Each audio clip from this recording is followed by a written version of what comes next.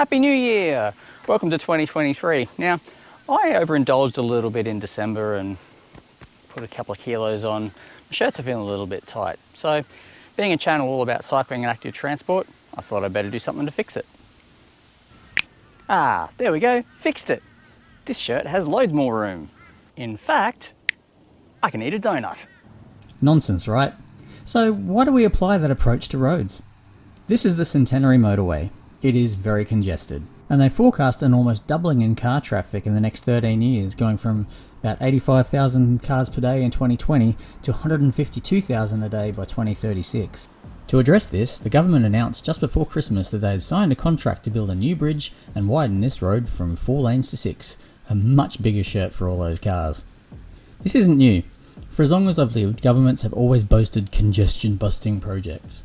Between 2006 and 2015, Brisbane City Council alone spent about $10 billion on the Trans-Apex plan, which were toll tunnels and a bridge. The Clem 7 Airport Link go-between bridge and Legacy Way, which feeds onto the Centenary Motorway. The purpose was to allow motor vehicles to travel from one side of the city centre to the other without driving on the already busy city streets. And because Legacy Way was going to feed more traffic onto the Centenary Motorway, the Department of Transport and Main Roads also spent money widening the motorway to 6 lanes between Moggle Road and the tunnel portal. We did get this nice cycle bridge with a leftover budget from the motorway upgrade, which is a great place to watch the traffic not going. Every afternoon, particularly during school terms, from about 3:30 PM, traffic starts to build at this on-ramp at Victory Pocket Road. The ramp is far too short, and with Brisbane motorists' inability to maintain a safe following distance, merging is terrible. The traffic builds all the way back along the motorway to the point that travel times are actually worse than before Legacy Way was built. The reason for this is a concept called induced demand, sometimes known as Jevons paradox. We've taken your project. The road upgrade, extra lanes, on and off ramp lengthening. We factored in all those improvements. So, starting with current flow during peak, then during construction, some problems. Of course. And then when it opens. Oh, that's brilliant. Amazing. And with the machine learning, we can keep it going. Year 2, year 3, year 4. Wait, what's going on? What happened? Where'd the green go? What's happened?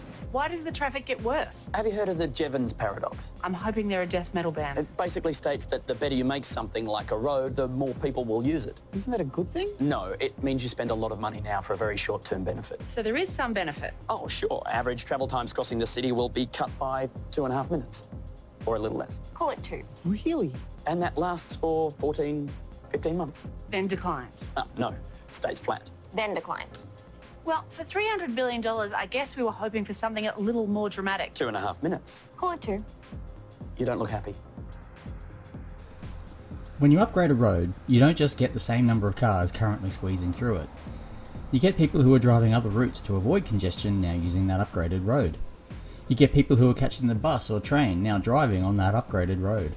You get people who are avoiding driving at busy times to avoid the congestion now driving whenever they want on that upgraded road. You get people who are cycling or riding an e-scooter, driving instead on that upgraded road. You get people taking trips they wouldn't otherwise because of that upgraded road. Basically, because that new road is there, people think it'll be better to drive, and so more people use that road, and we end up with congestion as bad or worse as before. Actually, there's so much space in here, I can have 2. This week, the state government has opened consultation on the entire Centenary Motorway Corridor from Darra to Toowong. As I said earlier, they're starting work on building the duplicated bridge, but the rest of the corridor is up for discussion. The department is probably expecting a flood of feedback demanding more lanes. After all, if all you've ever known is getting around by a car, why would you ask for anything else? But this is a golden opportunity for the people of Brisbane to demand better. So, what can we do instead? Well, the first thing we have to do is correctly identify the problem that we're trying to solve. The government looks at the forecast of 152,000 cars per day in 2036 and wonders how to accommodate that.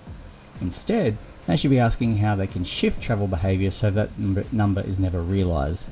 That means prioritising alternatives to general traffic. The fact is you just can't build your way out of congestion. Says who? Some guy called Jevons. Honestly, who do these people think they are? Experts. They actually mentioned we should look into more mass transit options. Why not look at a busway?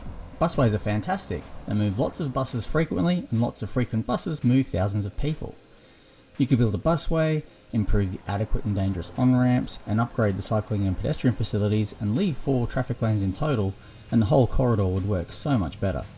Simply building more lanes is not the answer. Not only does it not solve the problem, it is really poor value for money for taxpayers.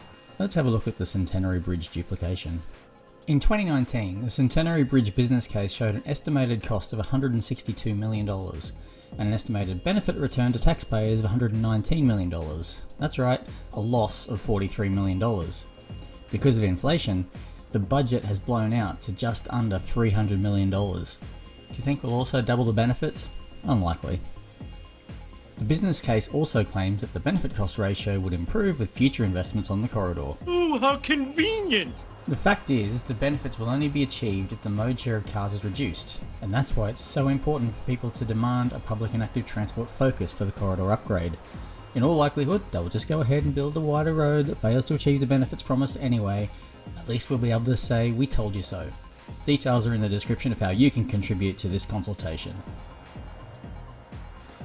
The mentality of see congestion, build more lanes is the most visible symptom of car culture, when every decision about transport policy is centred around the needs of cars. Many people don't see car culture as a problem. Why would they?